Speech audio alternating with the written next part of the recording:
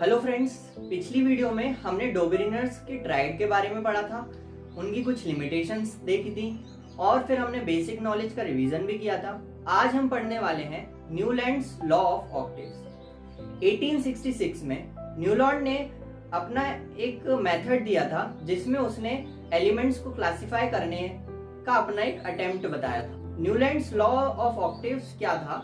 Every element has similar properties when arranged in increasing order of their atomic masses।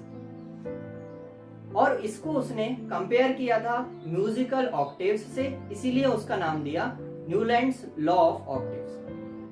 अब हम देखते हैं कि न्यूलैंड ने किस तरह से एलिमेंट्स को अरेंज किया था। स्क्रीन पर दिख रहा है जैसे सारे गामा पाधा नीसा के अनुसार उसने अपने एलिमेंट्स को जमाया था, जिसमें hydrogen, lithium, beryllium, boron, carbon, nitrogen, oxygen. जो 8th एलिमेंट था उसको उसने पहले एलिमेंट के नीचे रखा फ्लोरीन। फिर फ्लोरीन के बाद फ्लोरीन पहला एलिमेंट हुआ, fluorine, sodium, magnesium, aluminium, silicon, phosphorus, sulphur. जो 8th एलिमेंट था क्लोरीन, उसे उसने फ्लोरीन के नीचे रखा। इस तरह से पहले कॉलम में सभी एलिमेंट्स की प्रॉपर्टीज सिमिलर रही। इसी तरह से हर कॉलम के एलिमेंट्स जो थे वो सिमिलर प्रॉपर्टी के उसने रखे। लेकिन दोस्तों, आज हम न्यूलैंड्स के लॉज को फॉलो नहीं करते। क्यों? क्योंकि उसकी कुछ लिमिटेशंस रही होंगी, कुछ कमियां रही होंगी। वो क्या कमियां थी? सबसे पहला था उसने एक ही स्लॉट में 2 एलिमेंट्स को रख दिया था। फॉर एग्जाम्पल देखिए, निकेल और कोबाल्ट को एक साथ रखा हुआ है। और क्या दिक्कत थी? दूसरा दिक्कत ये था कि उसने डिसिमिलर एलिमेंट्स को जो अलग अलग थे उन्हें एक ही ग्रुप में रख दिया था। फॉर एग्जाम्पल हेलोजेंस के साथ हेलोजन कौन?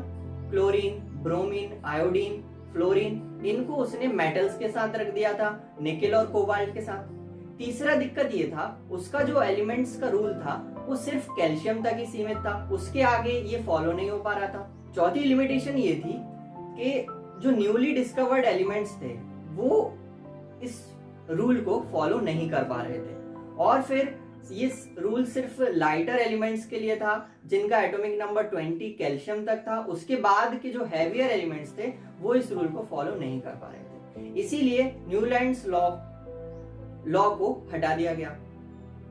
अब हम बात करते हैं क्वेश्चंस जो एनसीईआरटी में दिए गए हैं। पहला क्वेश्चन मैं डिस्क्राइब कर देता हूं।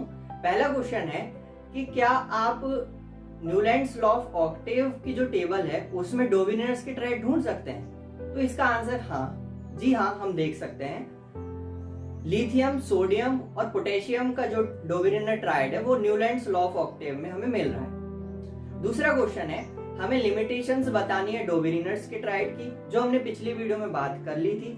और तीसरा क्वेश्चन है, न्यूलैंड्स लॉ ऑफ ऑक्टेव की लिमिटेशंस बतानी है, जो हमने जस्ट अभी बात की थी। अब हम बात करेंगे मेंडलीव्स पीरियोडिक टेबल की। न्यूलैंड्स के बाद मेंडलीव ने सबसे पहला सिस्टमैटिक अरेंजमेंट जो दिया वो था मेंडलीव्स पीरियोडिक टेबल। उसका जो अरेंजमेंट था वो एक बहुत इंपॉर्टेंट कंट्रीब्यूट करता है आज की जो हमारी मॉडर्न पीरियोडिक टेबल है उससे। उस समय 63 एलिमेंट्स नोन थे और मेंडलीव ने जो बेसिक प्रॉपर्टीज ली थी वो 2 चीजें थी। सबसे पहला जो एटॉमिक मास, जो कि एक एलिमेंट की फंडामेंटल प्रॉपर्टी है, और दूसरा केमिकल प्रॉपर्टीज उसने ध्यान में रखे थे।